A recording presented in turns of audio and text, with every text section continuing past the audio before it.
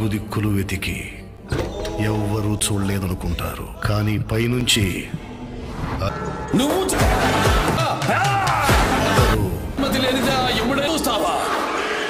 మనల్ని చూస్తూనే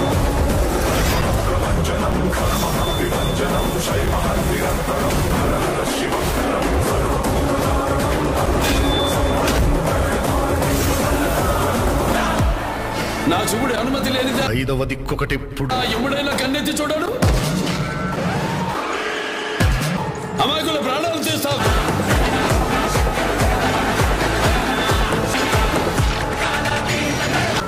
వెతికి నాలుగు దిక్కులు, కానీ పైన